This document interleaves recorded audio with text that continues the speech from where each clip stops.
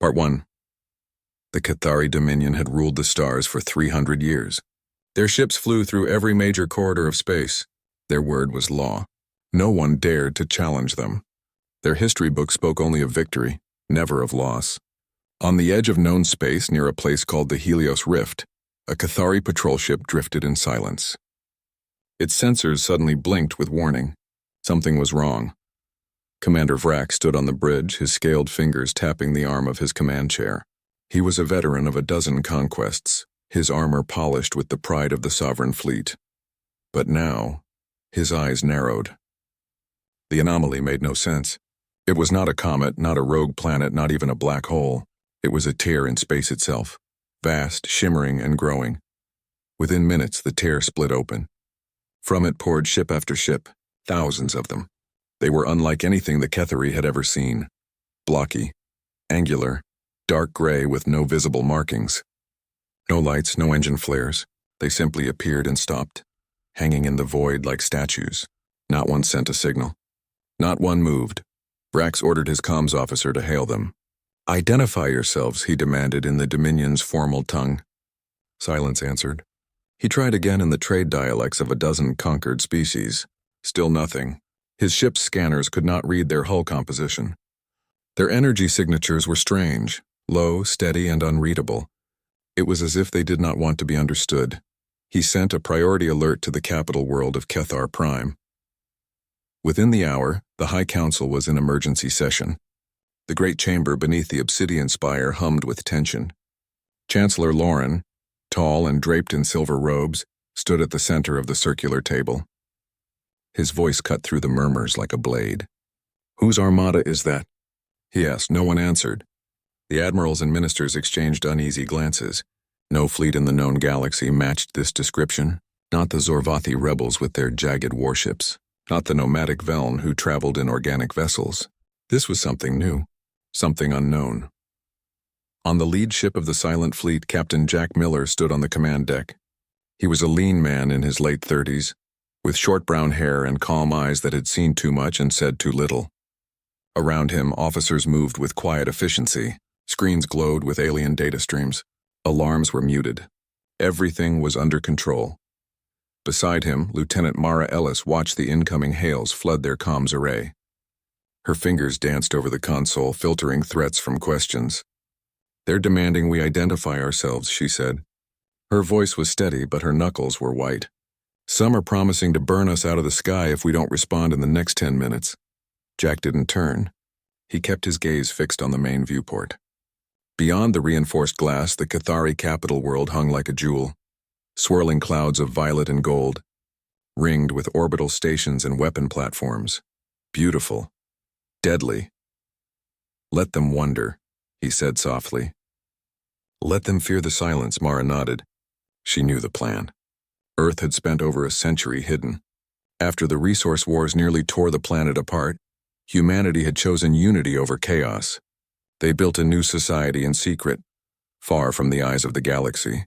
They perfected technologies the Cathari couldn't imagine. Quantum shielding that bent energy around ships. Neural-linked pilots who could react faster than thought. And drives that folded space without leaving a trace. They watched. They learned. They waited, and now they had returned. It had started with a single act of cruelty. A Cathari slaver vessel had raided a human mining outpost near Proxima Centauri. They took everything, machines, supplies, people. When the miners resisted, the Cathari burned the colony to glass. Over 200 souls lost. Earth's Council of Defense had met that same night. There were no debates, no delays. The vote was unanimous. It was time. Jack remembered the briefing. "We are not here to conquer," the counselor had said. "We are here to remind the galaxy that some lines should never be crossed." Now, standing before the heart of the Dominion, Jack felt the weight of those words. Back on Kethar Prime, panic spread through the upper echelons of power. Fleet Admiral Kor, a grizzled warlord with scars from 100 battles, reviewed the sensor logs in his private war room. He had seen strange things in his time. Living asteroids, time-warping nebulae, even ghost fleets from ancient myths. But this felt different. Cold. Calculated. A young archivist named Talus entered his chamber without permission. She was small for a Cathari, her scales still soft with youth, but her eyes burned with urgency.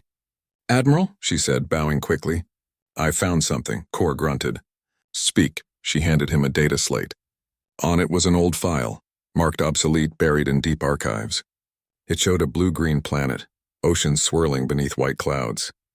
The label read, Sol 3, species Homo sapiens. Status pre-warp, non-threat, Kor scoffed. A myth. We scanned that system centuries ago. Empty. But the records say they were developing fast, Talus insisted. Then they just disappeared. No signals. No ships, gone. Kor stared at the image.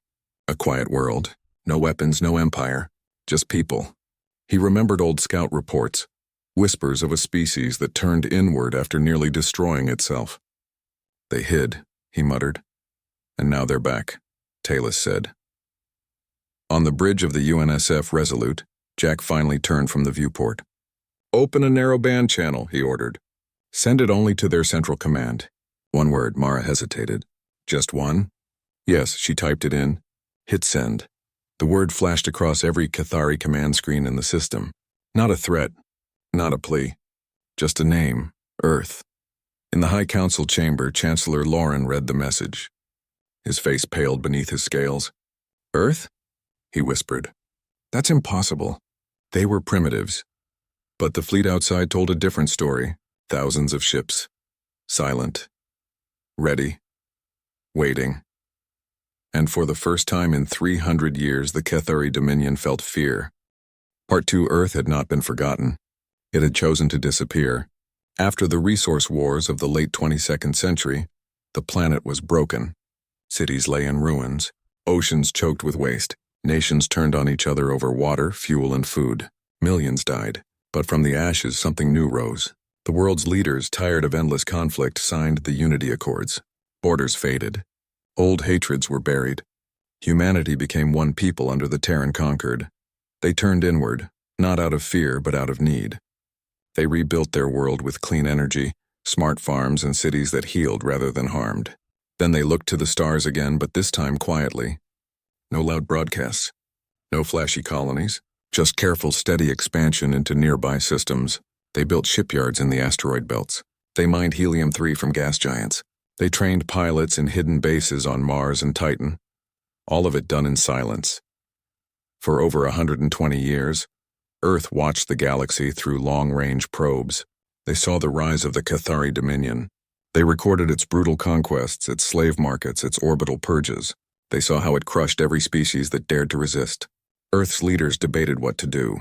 Some said stay hidden. Others said prepare. But no one wanted war, unless it was forced upon them. Then came the raid on Proxima Outpost 7, a small mining station run by 38 men and women. They dug rare metals from a dead moon, sent data back to Earth, and lived simple lives. One day, a Cathari slaver ship dropped out of warp. It demanded surrender. The miners refused. The Cathari opened fire. They didn't just destroy the station. They glassed the entire moon. Nothing survived. The news reached Earth in 8 minutes, the time it took light to travel from Proxima. The Council of Defense met within the hour. There were no speeches, no grand declarations. Just a single vote, unanimous. It was time to act. Now, their fleet hung in the void near Cathar Prime. Silent, still, waiting. Back on the Cathari homeworld, confusion turned to fear. The word Earth meant nothing to most citizens, but in the archives it stirred old memories. Fleet Admiral Kor sat alone in his war room, staring at the data slate Talus had given him. He replayed the old scout footage. Grainy images of a blue planet, green forests, white clouds. Humans walking in cities, driving vehicles, launching small rockets into the sky. Primitive, peaceful, weak. How? He muttered. How did they become this? Talus stood by the door, arms folded. Maybe they didn't become strong, she said. Maybe they were always smart. They just chose to hide until they were ready. Kor grunted. He had spent his life believing the Cathari were the pinnacle of evolution. Strong, disciplined, superior. The idea that a lesser species had not only survived but returned with a fleet larger than any in Dominion history shook him to his core. He called for a full intelligence sweep. Every old file, every forgotten log, every scrap of data about Sol the Three was pulled from storage. Analysts worked through the night. They found more than they expected. Human signals had stopped abruptly in 2189. Before that, their broadcasts were full of music, news, arguments, laughter. After that, nothing. Not a whisper. It was as if the entire species had vanished, but they hadn't vanished. They had evolved. On the UNSF Resolute, Captain Jack Miller reviewed the liberation plan. Phase 1 was complete, show up. Phase 2, make them listen.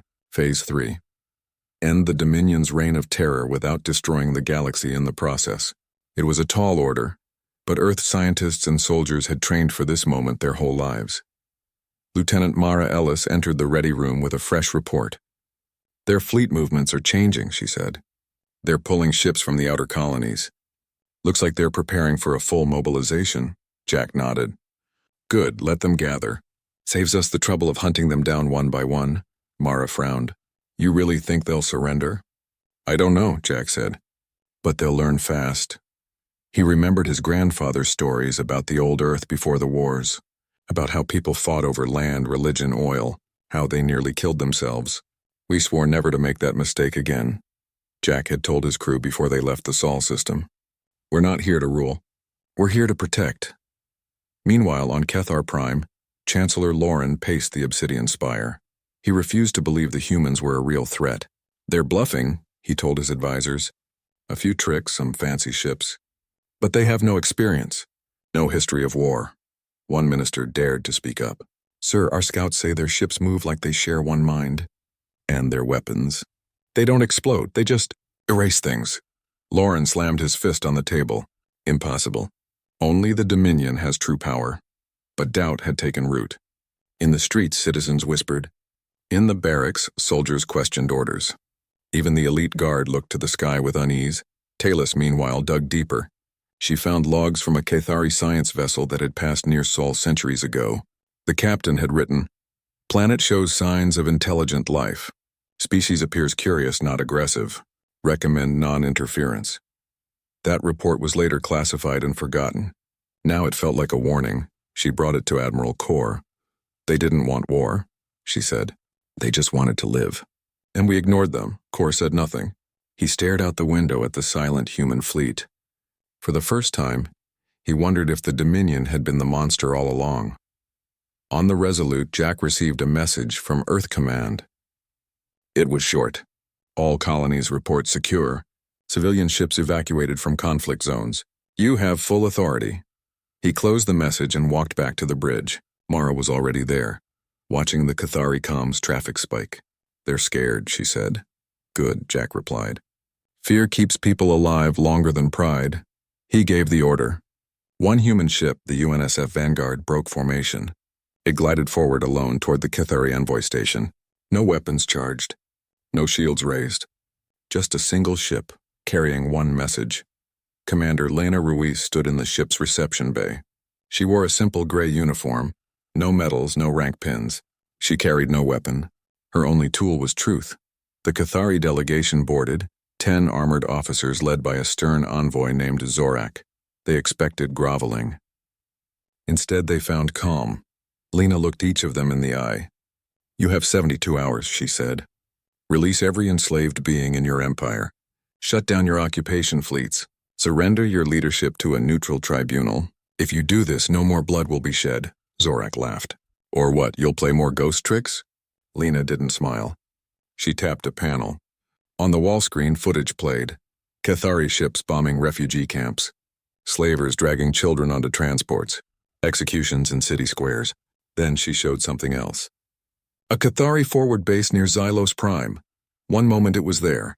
The next gone. Not destroyed. Not exploded, just empty space. How? Zorak whispered. We don't want your worlds, Lena said. We don't want your power. We just want you to stop hurting others. Choose wisely. The delegation left in silence. When they returned to Cathar Prime, they did not laugh. They trembled.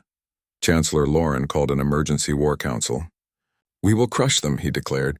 Send the Grand Armada. Burn their fleet to dust. But Admiral Core remained quiet. He had seen the footage. He knew what it meant. The humans weren't bluffing. They had power beyond understanding. and for the first time he wondered if the Dominion's long reign was finally coming to an end. Part 3. The Cathari delegation returned to their capital shaken. They had expected to meet weaklings, soft creatures begging for mercy.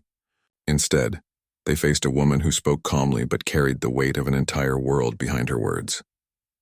Commander Lena Ruiz had shown them things they could not unsee. The footage of their own crimes played over and over in their minds.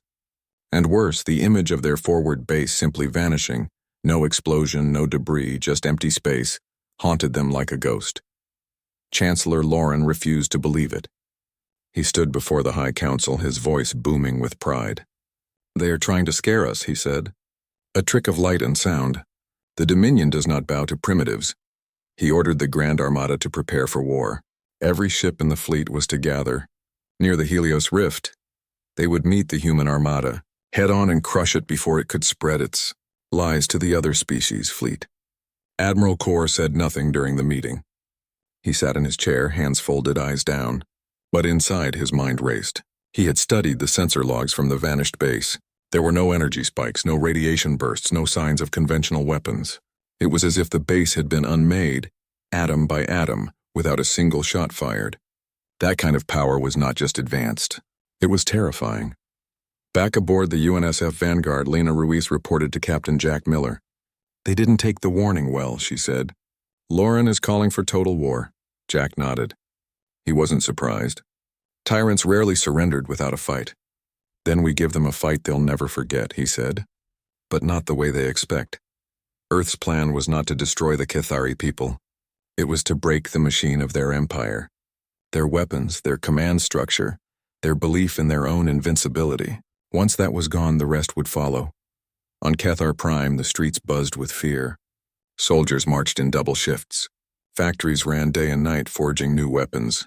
Propaganda broadcasts claimed the humans were monsters from the void, bent on enslaving the galaxy. But many citizens weren't convinced. They had seen the silence of the human fleet. They had heard rumors of the missing base. Doubt spread like a quiet fire. Tylus, the young archivist, worked tirelessly in the data vaults. She found more old records, human broadcasts from before their disappearance, music, poetry, children laughing. A species that valued life, not conquest. She showed them to a few trusted friends. "They're not monsters," she whispered. "We made them into warriors by hurting them." Admiral Kor summoned her to his office. "You're stirring unrest," he said, not angry, just tired. "I'm telling the truth," she replied. He looked at her for a long time. Then he sighed. "The Grand Armada launches in 12 hours. 10,000 ships. Dreadnoughts, carriers, gravity lances. Everything we have," Taylor swallowed. "And if they erase it all like they did the base?" Kor didn't answer. He just turned to the window and watched the sky. Meanwhile, Earth's fleet remained still. No movement. No signals. Just waiting. On the bridge of the Resolute, Mara Ellis monitored Cathari chatter. "They're scared," she said. "But they're coming anyway." "Pride is a heavy chain," Jack said. "It drags even the strongest down." He gave the order. All human ships powered up their harmonic disruptors and phased resonance fields. These were not weapons of fire or force. They worked by matching the natural frequency of matter and then canceling it out. A ship hit by one didn't explode, it simply ceased to exist. Clean, silent, final. The Cathari didn't understand this. To them, war meant fire, noise, and glory. They expected a battle of cannons and shields. They were not ready for silence. The Grand Armada gathered near the shattered asteroid belt of Xylos Prime. It was a graveyard of ancient wars, perfect for a final showdown. Chancellor Lauren watched from the command deck of the Sovereign-class flagship Dawn of Purity. He smiled. Let them see the might of the Dominion. The human fleet finally moved. Not in a wild charge, but in perfect formation, like a single organism. Their ships glided through the debris field with impossible grace. No engines roared. No comms blared. Just smooth, silent motion. The Cathari opened fire first. Plasma bolts lit up the void, streaking toward the human lines. But the shots never landed. Earth's ships shifted just slightly, dodging as if they knew where the shots would be before they were fired. Neural-linked pilots trained from childhood reacted faster than thought. Then the humans struck back. A Cathari cruiser vanished. One moment it was there, firing its main battery. The next gone, No flash, no sound. Just empty space where a ship full of 500 souls had been. Panic spread through the Cathari ranks. "What kind of weapon is this?" shouted a squadron leader. No one answered. Another ship disappeared, then another. The human fleet advanced, calm and relentless. Captain Jack Miller led the vanguard. His ship, the Resolute, weaved through enemy lines like a ghost. He didn't target engines or bridges. He targeted command nodes, shield generators, and communication hubs. Cripple the head, and the body falls. Mara Ellis coordinated the electronic warfare from the Resolute's core. She sent pulses of recursive code into Cathari networks. Their own targeting systems turned against them. Friendly fire erupted as ships locked onto each other by mistake. Chaos bloomed in the heart of the Grand Armada. Admiral Kor watched from a rear command vessel. He saw his fleet, his pride, his life's work unravel in minutes. Not from brute force, but from precision, intelligence, and something deeper. Restraint. The humans could have wiped them all out in seconds, but they didn't. They only struck what was necessary. He opened a private channel to Chancellor Lauren. "Call it off," he said. "We cannot win this." Lauren's face twisted in rage. "Traitor! You've been poisoned by their lies." Before Kor could reply, the dawn of purity flickered and vanished. The Chancellor was gone. Silence fell over the Cathari fleet. Without their flagship, without orders, they froze. On the Resolute, Jack gave the final command. "Cease fire. Broadcast this message on all channels. Lay down your arms, surrender, no more will die today." The message repeated in every known language, including the old trade dialects of enslaved species. One by one, Cathari ships powered down their weapons. Some fled, most stayed. They had seen enough. The battle was over in 6 hours. 10,000 ships entered the field.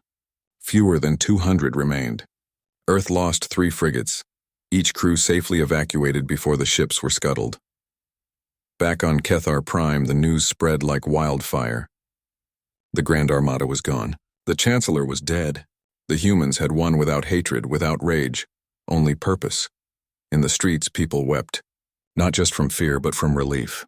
The long nightmare of the Dominion might finally be ending. And high above, in the silent dark, Earth's fleet held its position. Not as conquerors, not as invaders, but as guardians who had kept their word. The galaxy would never be the same. Part 4. The Grand Armada was gone. 10,000 Cathari ships had entered the battle near Xylos Prime. Fewer than 200 returned. The rest had not been blown apart. They had simply ceased to exist, erased from space as if they had never been. The silence that followed was louder than any explosion. On Cathar Prime, the capital world of the Dominion, panic turned to disbelief, then to despair. The people had been taught their empire was eternal. Now they saw it crumble in a single day. Chancellor Lauren was dead. His flagship, the Dawn of Purity, had vanished like all the others. Without a leader, the High Council collapsed into chaos. Ministers accused each other of treason. Generals argued over who should take command. But no one dared to raise a hand against the human fleet. They had seen what happened to those who did. Fleet Admiral Kor stood alone in his command chamber. The wall screens showed the wreckage of his life's work. He had spent decades building the Dominion's navy into the most feared force in the galaxy. Now it was dust. He felt no anger, only shame. He had believed the Cathari were superior, but the humans had shown him the truth. Strength without wisdom is just noise. A soft chime broke the silence. It was Talus. She entered without waiting for permission. Her eyes were wide, but not with fear, with hope. "The people are rising," she said. "In the lower districts, workers are tearing down slaver posts. Prisoners are walking out of camps. The Dominion's grip is broken." Kor nodded slowly. "And what do the humans do now?" "They wait," Talus replied. "They haven't fired a single shot since the battle ended. They just watch." Kor understood. They were giving the Cathari a choice. Surrender peacefully or face total annihilation. There would be no second warning. On the UNSF Resolute, Captain Jack Miller reviewed the latest reports. Every Cathari ship that had powered down was being monitored. No hostile moves, good. Lieutenant Mara Ellis stood beside him, her face tired but focused. "We've confirmed the locations of 37 prison worlds," she said. "Over 2 million enslaved beings, Zorvathi, Velen, Rylans, even some humans from old colonies." Jack's jaw tightened. "Get the rescue teams ready. We move at dawn." Earth's mission had never been about revenge. It was about justice, and justice meant freeing the innocent. Meanwhile, on Cathar Prime, the last loyalists of the old regime made their final stand. A group of hardline generals seized control of the central defense grid. They planned to launch orbital strikes on rebel cities, hoping to scare the population back into obedience. But before they could fire, their systems went dark. Not from sabotage. Not from hacking. From a single message sent by the human fleet: stand down or be removed. The generals hesitated. Then one by one they laid down their weapons. They knew what removed meant.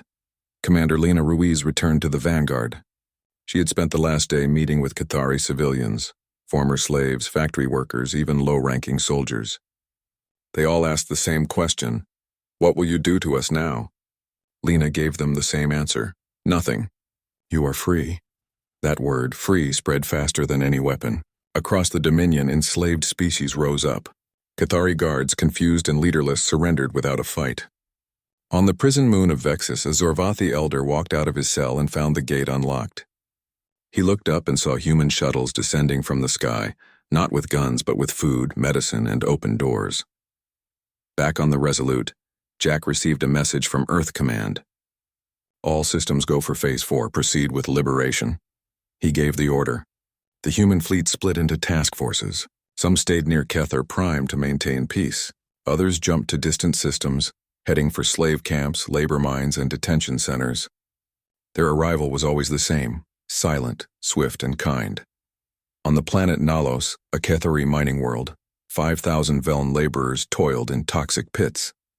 They had not seen the sky in years. Then one morning the overseers vanished. The gates opened. Human medics walked in, offering water and clean clothes. No one spoke. They didn't need to. The Veln wept. Admiral Kor watched it all from his chamber. He saw footage of humans helping former enemies. He saw them treat Cathari children with the same care as their own. He finally understood. The humans weren't here to rule.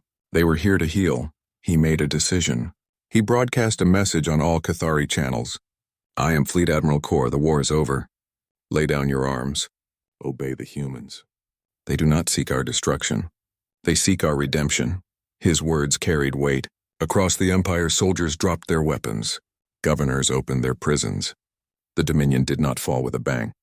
It dissolved with a sigh. Talus stood beside him as he sent the message. You're ending 300 years of tyranny, she said. No, Kor replied.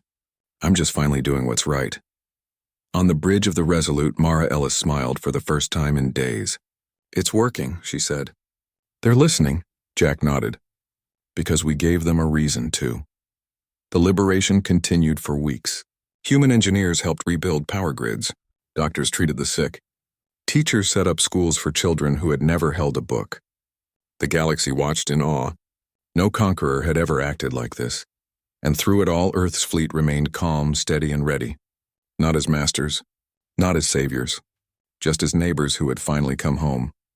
The stars, once dark with fear, began to shine again. HFY 5. The war was over, but the work had just begun.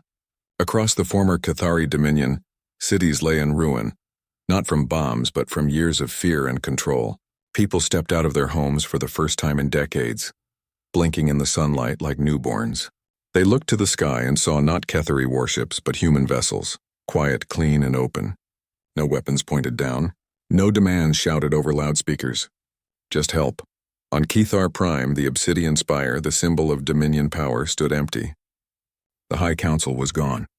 In its place, a new gathering formed in the old public square. Representatives from every species once enslaved by the Cathari came together. Zorvathi elders, Veln healers, Rylan engineers, even freed human colonists from forgotten outposts. And among them stood Commander Lina Ruiz, not as a ruler but as a guest.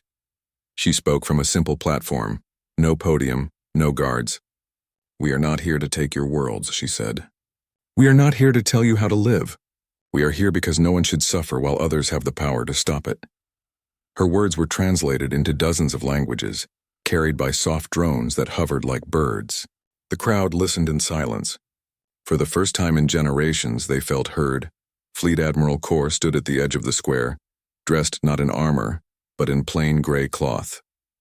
He had turned over all military codes, all weapon schematics, all prison coordinates. He asked for no reward, only a chance to help rebuild. Talus walked beside him, now wearing a badge that read, Archives of Truth, a new department dedicated to recording the crimes of the old regime so they would never be repeated. Captain Jack Miller watched from a distance. He leaned against a low wall, arms crossed, eyes scanning the crowd. He saw children playing near a broken statue of Chancellor Lauren. A Zorvathi woman shared bread with a former Cathari guard. It wasn't perfect. Old wounds would take time to heal, but it was a start. Lieutenant Mara Ellis joined him. Earth Command just sent word, she said. All major prison camps are empty. Over 8 million beings freed. Medical teams are setting up permanent clinics on 12 worlds. Jack nodded. Good, but the real test is what comes next. He knew peace was harder than war. War had rules, enemies, clear lines. Peace was messy. It needed trust, patience, and forgiveness. Things harder to build than any starship. On the edge of the system, the human fleet remained, not as an occupying force, but as a shield. Patrols watched the borders, not to control, but to protect. If slavers or raiders tried to return, they would find Earth's ships waiting. But Earth made one thing clear. They would not stay forever. Their job was to ensure the galaxy could stand on its own. Back in the square, the newly formed Galactic Assembly held its first vote. They chose a council of equals, no single species in charge. Humans were offered a seat, but Lena declined. You must lead yourselves, she said. We'll stand beside you, not above you. The crowd cheered. Not for her, but for the future. That night, Jack stood on the observation deck of the Resolute. The stars stretched endlessly, calm and bright. Mara joined him, holding 2 cups of real coffee. Earth-grown, smuggled aboard as a gift from home. Feels strange, she said. No alarms. No battle plans, just quiet. Quiet is good, Jack replied. We earned it. They talked about home, about forests regrown, oceans cleaned, cities lit by clean energy. About schools where children learned not just math and science, but empathy and history. Earth had healed itself. Now it was helping others do the same. The next morning, a message arrived from Earth Command. Short and simple. Mission complete. Come home when ready. Jack didn't answer right away. He walked the ship, visiting every deck. He saw engineers teaching Cathari technicians how to repair fusion cores without slave labor.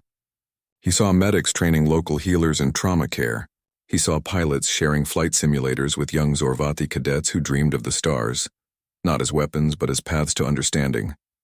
He returned to the bridge and gave the order. Prepare for departure. Set course for Sol. The Resolute lifted gently from orbit, joined by the rest of the fleet. As they passed the outer moons of Kether Prime, thousands of small ships rose to meet them, not to fight but to say goodbye. Civilian vessels, patched and painted, flew in formation. Some carried handmade banners that read, "Thank you," in a dozen languages. Lena Ruiz stood on the Vanguard's deck, watching them go. She didn't smile. She didn't cry. She simply nodded, as if sealing a promise. Back on Kethar Prime, Talus stood on a hill overlooking the city. Admiral Kor was beside her. Will they come back? She asked. Only if we need them, he said. And if we're wise, we never will. In the weeks that followed, the galaxy changed. Trade routes reopened. Old enemies shared resources. Schools taught not just survival, but cooperation. And whenever a new threat rose, a pirate fleet, a rogue warlord, the message was the same. Don't call the Cathari. Call Earth.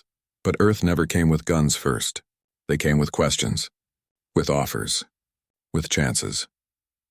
Years later, historians would call it the Quiet Dawn, the moment humanity stepped back into the stars not as conquerors, but as guardians. No grand speeches, no monuments, just action. And whenever someone looked up at the night sky and saw a strange ship, blocky, silent, and strong, they would whisper the same words that once shook an empire. Whose Armada is that? And the answer, spoken with respect and hope, would always be, Earth's.